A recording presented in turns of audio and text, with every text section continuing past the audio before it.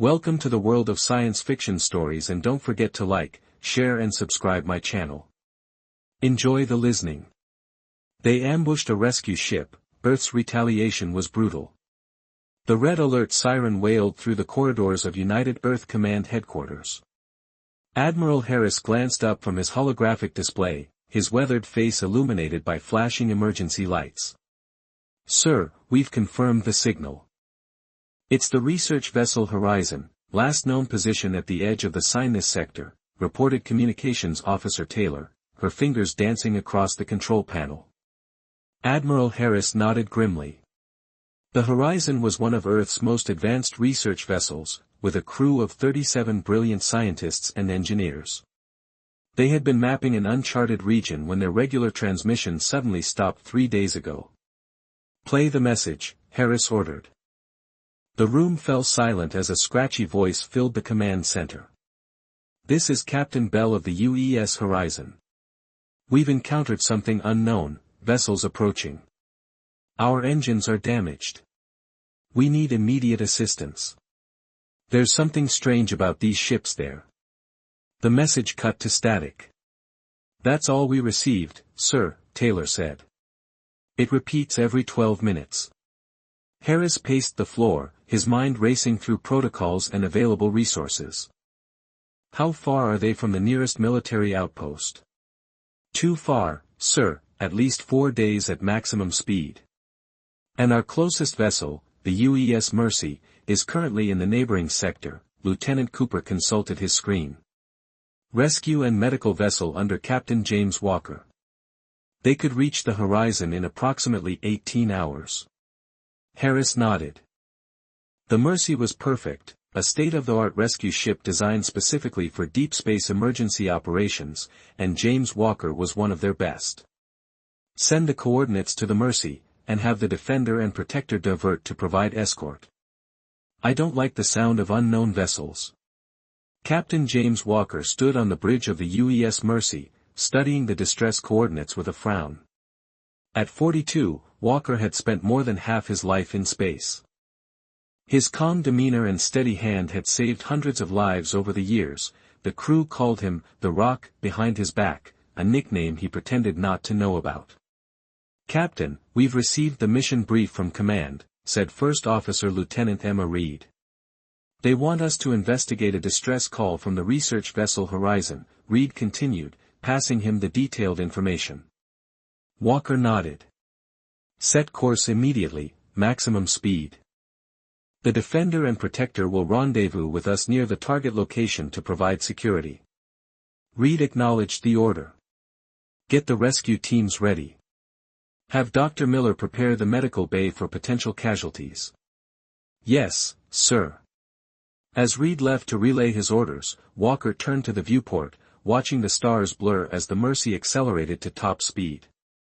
Something about this mission felt wrong. In his 20 years of service, he'd learned to trust his instincts. In the medical bay, Dr. Lisa Miller organized her supplies with practiced efficiency.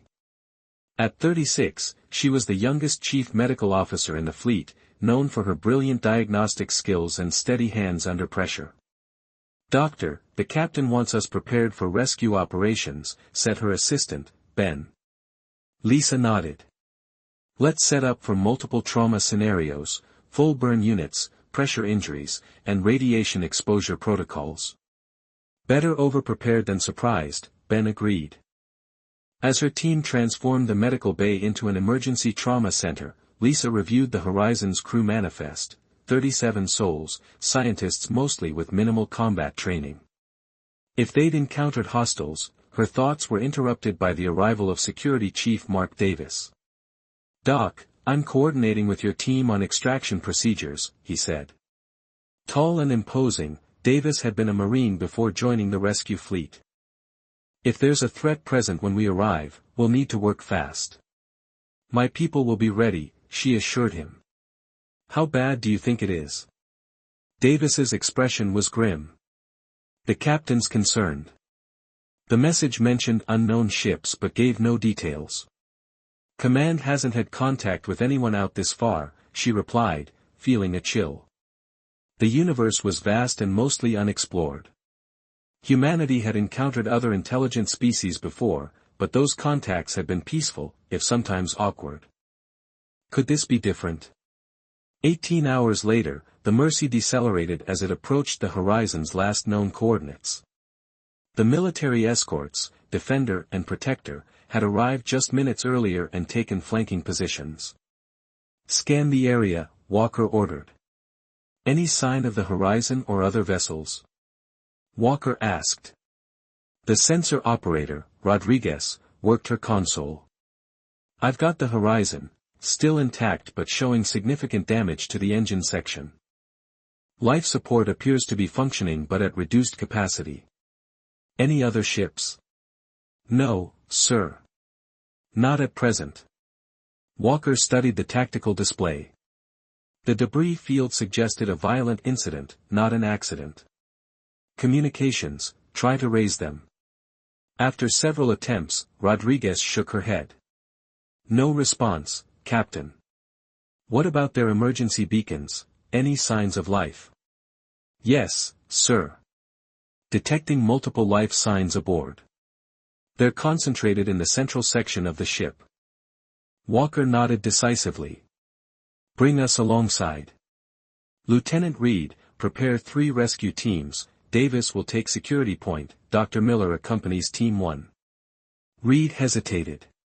"What about the unknown vessels from the distress call?" "That's why we have escorts. The Defender and Protector will maintain position and keep scanning. If anything approaches, they'll warn us." Walker nodded. "I'll lead Team 1 myself." As the Mercy maneuvered closer to the damaged research vessel, Walker watched through the viewport. The Horizon's sleek hull was scarred with what looked like weapon fire, precise hits to engines and communications arrays. This was no accident. "Captain Rodriguez, what are those readings?" Walker called out. "Unusual energy readings from the far side of the debris field. They weren't there a moment ago." Walker felt that familiar tightness in his chest. "Danger approaching, define unusual. Similar to cloaking technology but more advanced than anything in our database." Walker made the decision immediately. "All hands, battle stations. Recall the preparation teams to defensive positions. Warn the escorts." But even as he gave the order, 3 massive ships shimmered into existence around them, black, angular vessels with hulls that seemed to absorb light rather than reflect it. Their design was utterly alien. "Sir, they're charging weapons," Rodriguez shouted. Walker's mind raced. His ship was built for rescue, not combat. The escorts were outgunned, but the Horizon still had survivors. "Shields to maximum. Get between those ships and the Horizon," he ordered, and sent an emergency burst transmission to command. "We've made first contact and..."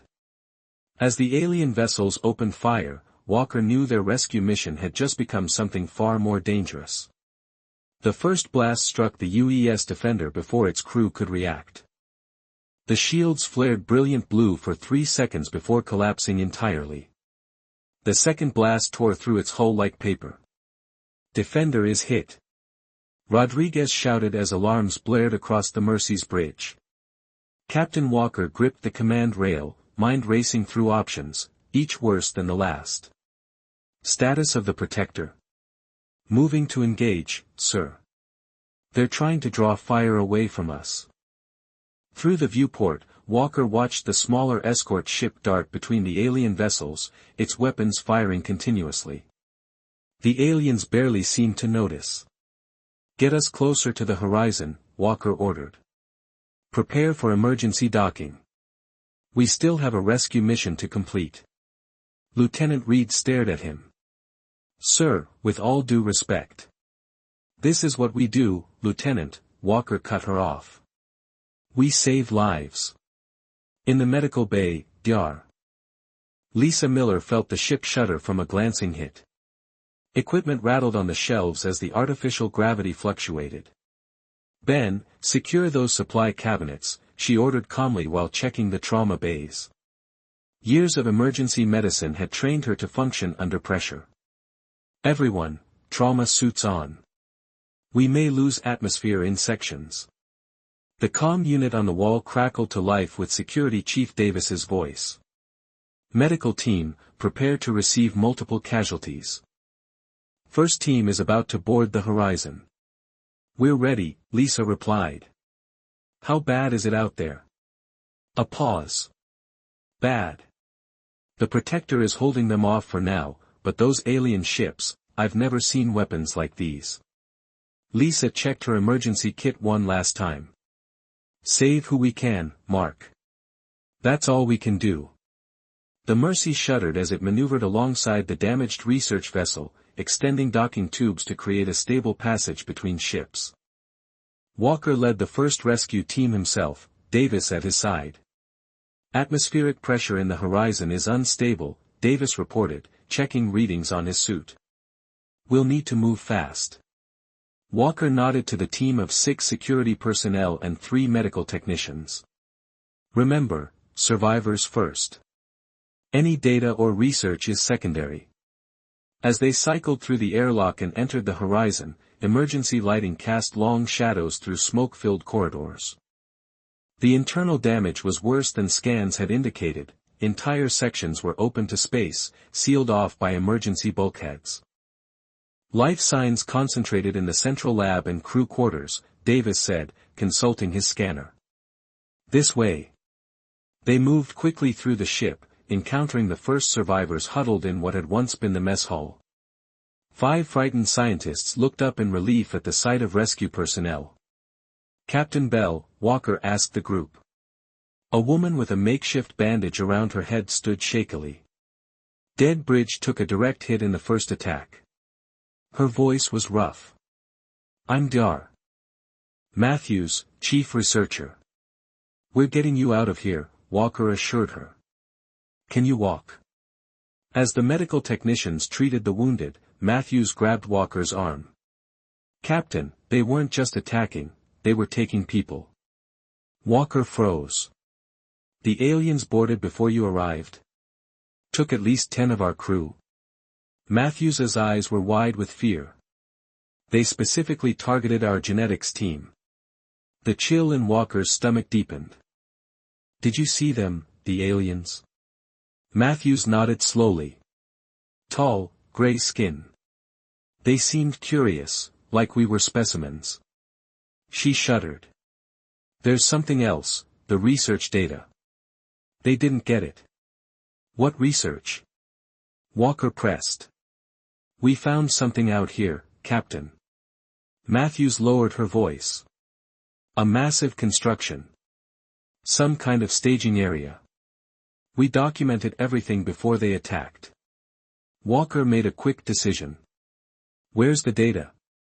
Secured in the main lab, along with more survivors.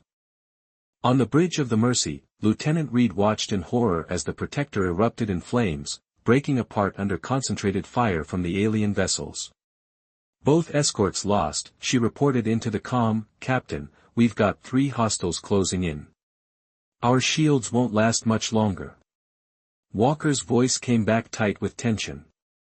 We found 12 survivors so far. There's a secure lab ahead with 5 more. Reed looked at the tactical display. They don't have 5 minutes. I'll try to buy you time. She turned to helm control. Evasive pattern Delta, use the debris field for cover. As the Mercy began to move, one of the alien ships broke off to follow, their strange weapons firing again, blasting through the debris field. They're targeting our engines, Rodriguez called out. They didn't want them to leave.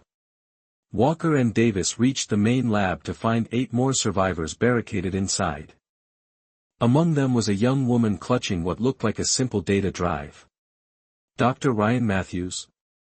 Walker greeted her. You kept it safe. He nodded. Everything we recorded, she whispered, her hands shaking. The facility, the ships, their patterns of movement, it's all here. Walker addressed the group. We need to move now. Our ship is under attack. As they began ushering survivors back toward the docking tube, the ship's emergency system announced in a calm voice, "Warning. Hull breach imminent. Section C decompression in 15 seconds. That's between us and the airlock," Davis said urgently. Walker nodded. Alternative route through engineering. They redirected, moving as quickly as the injured scientists could manage. Walker kept in constant communication with Reed. The news was getting worse with each update. Captain Reed's voice was grim. "They've targeted our docking connection. We need to detach now or risk catastrophic damage." Walker looked at the survivors, still 3 corridors from safety. "Negative. We need more time." "But, sir." Walker cut her off. "We save lives." "That wasn't the aliens," Davis said, checking his scanner. "The Horizon's reactor is destabilizing." Walker made the hardest decision of his career. "Reed, prepare the escape pods. We can't make it back to the Mercy." On the bridge of the Mercy, Reed stared at the tactical display in disbelief. The Horizon's core was going critical, the alien ships were closing in, and the captain was still on the research vessel. "Escape pods launching from the Horizon," Rodriguez reported. "Track them. Prepare for recovery." As the pods accelerated away, the alien vessels changed course to pursue them. "They're going after the survivors," Reed realized with horror. She had one option left. "All power to engines. Position us between those pods and the alien ships." The Mercy surged forward, its damaged hull groaning under the strain. Reed opened a channel to the pods. "The captain will cover your escape." Walker's voice came back broken by static. "Negative. Lieutenant, get the Mercy out of here." "That's an order." "Sir, we can still, the data has to reach Earth." Reed protested. "Dr. Miller has it. I'm in Pod 2, drawing their fire. Get her pod to safety. That's my final order." Reed watched as Pod 2 suddenly changed course, heading directly toward the largest alien ship. The aliens immediately focused their attack on it, ignoring the other pods. "He's sacrificing himself," someone whispered on the bridge. Reed stood straight, honoring her captain in the only way she could. "Helm, lock onto Pod 1 and Pod 3, maximum speed back to Earth territory." As the Mercy turned away, its sensors recorded one final act of defiance, Captain Walker's pod accelerating to maximum speed before colliding with the alien vessel's weapons array in a brilliant flash of light. The diversion worked. The Mercy and the remaining pods slipped away into faster-than-light travel, carrying with them both survivors and crucial information about a new, dangerous enemy. The UES Mercy limped into Earth's orbital defense perimeter, its hull scorched and torn. Defense stations immediately dispatched repair drones and medical shuttles as the battered rescue vessel eased into dock. News of the attack had traveled ahead, and a crowd of military officials waited in the arrival bay. Lieutenant Reed stood at attention as Admiral Thomas Stone approached. The admiral was a legend in the fleet, a tall, imposing man with steel-gray hair and eyes that had seen too much war. He had also been Captain Walker's mentor. "Report, Lieutenant," Stone said, his voice deceptively calm. Reed swallowed hard. "Sir, Captain Walker and 23 others are lost in the attack. 14 survivors recovered from the Horizon, plus 11 of our own crew." Stone's expression didn't change, but something flickered behind his eyes. "And the hostiles?" he asked. "Unknown species, sir.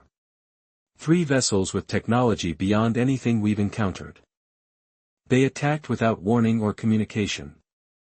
The admiral nodded toward the medical shuttle, where Dr. Lisa Miller was helping transfer the injured survivors. "I understand there's data we need to see." "Yes, sir. Dr. Miller has it secure." Stone moved toward the medical shuttle, Reed following close behind. When they reached Dr. Miller, she was finishing treatment on one of the Horizon scientists. "Dr. Stone," he addressed her, "I need that data immediately." Miller looked up, exhaustion evident on her face. With respect, Admiral, these people need medical attention first, and they'll get it. Stone assured her, but if what I've heard is true, we may be facing an imminent threat to Earth itself. Miller hesitated, then pulled a small data drive from her pocket. Dr. Ryan from the Horizon entrusted this to me, she said. It contains everything they discovered.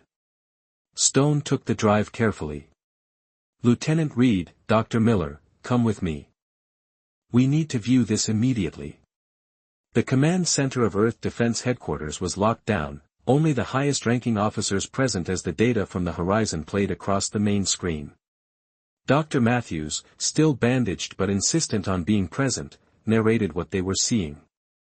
We discovered this structure about 3 light-years beyond the edge of charted space, she explained as images showed an enormous artificial construction floating in deep space.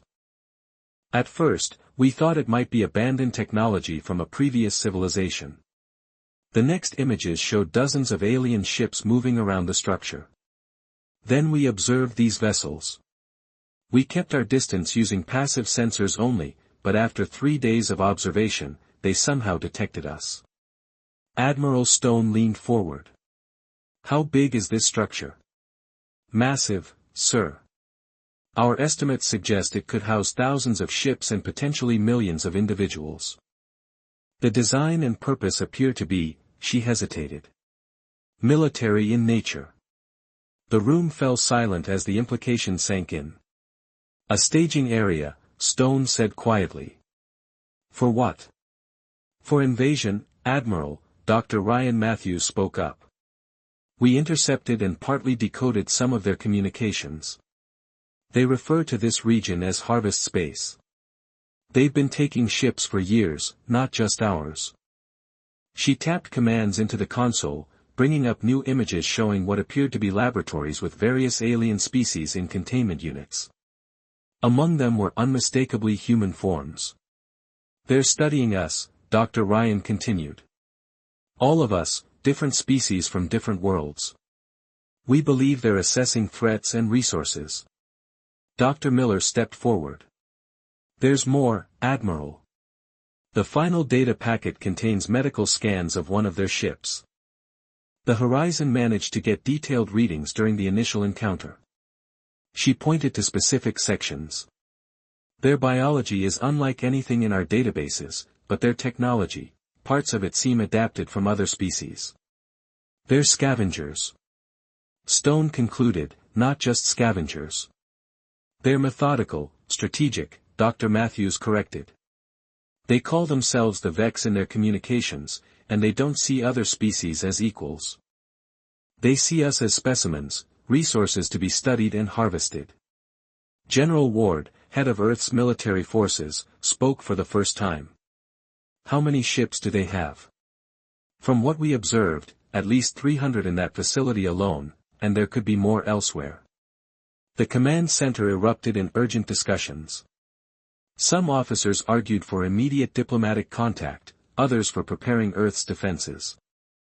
In the end, they compromised. Earth would attempt to establish contact while simultaneously preparing for the worst. The diplomatic message was simple, a request for peaceful communication and the return of any human captives. It was broadcast toward the coordinates of the alien structure in all known formats. 3 days later, the response came, but not in words. Outpost Sierra is gone, General Ward reported grimly to the Emergency Council meeting. Complete destruction. 432 personnel lost. The room fell silent. Outpost Sierra was a scientific research station in the outer solar system, far from any possible accident or natural disaster. Admiral Stone's voice was cold as General Ward played the transmission, a simple signal in binary code, easily translated, specimens do not make demands. The council chamber erupted in outrage. Admiral Stone stood, silencing the room with his presence more than his voice. They've made their position clear, they see us as lab rats, not equals. He turned to the world president. Madam President, I request activation of Defense Protocol Omega. The president's face was ashen, but her voice remained steady. Explain for those unfamiliar with the protocol. Stone replied, full military mobilization. Every ship, every weapon, every resource directed toward one goal, ensuring the survival of humanity. Stone's eyes swept the room. They've studied us enough to know where our outposts are. The research vessel wasn't their first encounter with humans, just the first one with survivors who made it back to warn us. Dr. Miller, invited to the meeting as a witness, spoke up. The Horizon data shows they were particularly interested in human genetics and neural patterns. Their labs had more human specimens than any other species, special interest in humans. Special interest in humans? The president asked. Yes, Miller confirmed. And based on dated records we found, they've been studying us for at least 7 years. The revelation sent a chill through the room. 7 years of abductions and experiments all unknown to Earth until now. The president stood. The vote is called. Activation of Defense Protocol Omega requires 2/3 majority. The vote was unanimous. Admiral Stone was given command of Earth's response force that same day. As he left the council chamber, he paused beside a memorial wall where the names of lost ships and crews were inscribed. With a steady hand, he traced the freshly added name, Captain James Walker. I taught you everything I knew about space, James, he said quietly. Now you've taught me the final lesson, some enemies can't be reasoned with. He turned to Dr. Miller, who waited nearby. We'll need everything you learned from their attack patterns, everything about their technology. Miller nodded. Already working on it, Admiral. One of the Horizon scientists noticed something about their stealth systems before they were attacked, a vulnerability we might exploit. Stone's expression hardened into resolve. Then let's get to work. Operation Righteous Fury begins now. As they walked away, neither noticed the small alien probe that had infiltrated Earth's defensive perimeter, silently recording everything it saw before transmitting back to its masters. The Vex now knew Earth was preparing for war. What they didn't know was just how terrible humanity's vengeance would be. 3 weeks had passed since the vote to activate Defense Protocol Omega. Earth was transforming at an unprecedented pace. Below Admiral Stone, thousands of workers moved like ants across factory floors that stretched for miles. Robotic assembly lines constructed ship components while engineers tested new weapon systems. Quite a sight, isn't it, General Ward? Stone said as he joined Ward at the railing. Every weapons factory on the planet is running at full capacity, Ward replied. 6 new capital ships completed, 15 more under construction. Stone nodded. And the special modifications being implemented as we speak, Dr. Miller's team has been working non-stop. The mention of Dr. Miller drew Stone's attention to the research section of the facility. After surviving the attack on the Mercy, Lisa Miller had been appointed head of a special division tasked with understanding Vex technology. Stone led Ward to the research wing. Inside the main laboratory, they found Dr. Miller examining fragments of alien metal recovered from Captain Walker's final act of defiance. Admiral, she greeted without looking up, dark circles under her eyes revealing weeks of minimal sleep. Progress report, Doctor. Stone asked, taking the offered data pad. These are components from the Vex stealth system, Miller explained. When Captain Walker rammed their ship, the collision damaged their cloaking array. She pointed to specific sections. The technology is remarkable, but it has a fundamental flaw, a flaw we can exploit. General Ward asked, absolutely. Their stealth system bends light around their ships, making them invisible to normal sensors, but it creates a specific energy signature at the quantum level, something our standard equipment isn't designed to detect. She led them to a testing chamber where technicians were installing new devices on what appeared to be a torpedo casing. We've developed quantum resonance scanners that can detect their cloaked ships and thieves, she indicated. The torpedo-like devices are modified EMP weapons calibrated specifically to disrupt their stealth systems. Stone studied the weapons with approval. How many can we produce with current resources? Enough to equip our entire fleet within 2 weeks. Make it 1 week, Stone ordered. We've intercepted communication suggesting increased Vex activity near their staging area. Miller nodded. We'll make it happen. As they left the laboratory, Stone turned to Ward. What's the status of the misinformation campaign? Ward smiled grimly. Proceeding according to plan. We've deliberately leaked reports of SHIELD vulnerabilities and outdated defensive systems through channels we know are compromised. Our military responses appear disorganized and panicked, and our actual preparations hidden.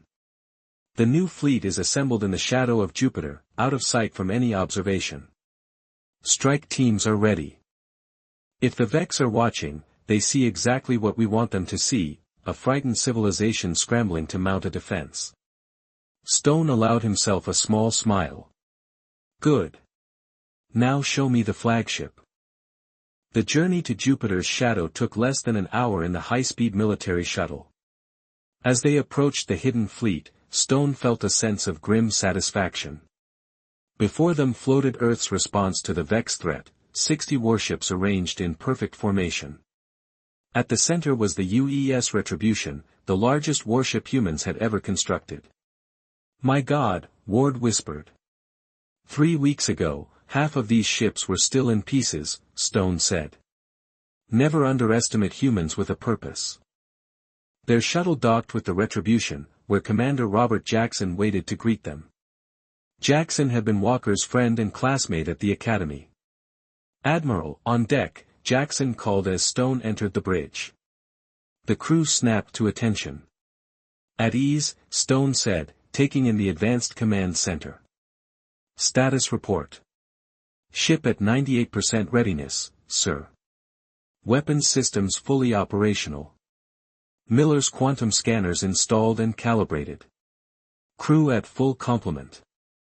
Stone nodded with approval. Jackson led him to a secure tactical room off the main bridge. Inside, a holographic display showed detailed schematics of the Vex staging area compiled from the Horizon's data. The Retribution has been equipped with an enhanced version of the quantum resonance technology, Jackson explained. Not just for detection but for targeting. We can hit their cloaked ships with pinpoint accuracy. He brought up another schematic showing a massive weapon array along the Retribution's spine. The main cannon has been modified to fire a concentrated quantum disruption wave. When triggered, it will disable all Vex stealth systems within range, rendering their entire fleet visible. Range, half a light year. And our other advantages? Stone asked. We've analyzed their attack patterns from the Mercy incident. They're predictable, overconfident in their technology. They don't expect resistance because they've never encountered it before. Jackson brought up tactical simulations. Our ships have been programmed with countermeasures for every strategy they've shown. Stone turned to Ward. What about the research specimens, the captured humans? Jackson's expression darkened. Special Forces teams are prepared for boarding operations.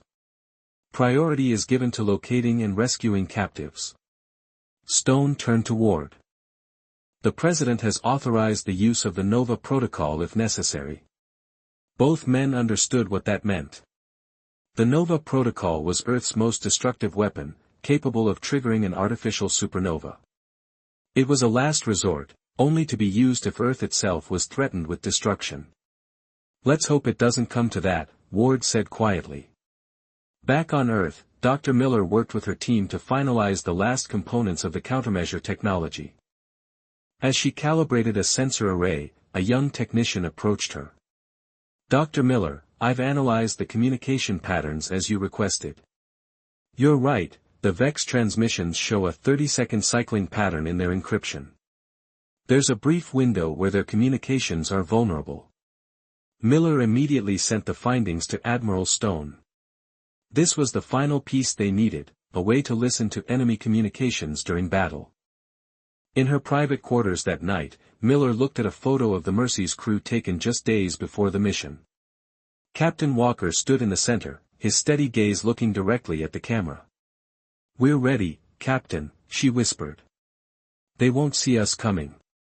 On the bridge of the Retribution, Admiral Stone received the final intelligence report. Vex ships were mobilizing around their staging area. The leaked misinformation had worked. They were preparing to launch what they believed would be a surprise attack on an unprepared Earth. Stone opened a channel to the entire fleet.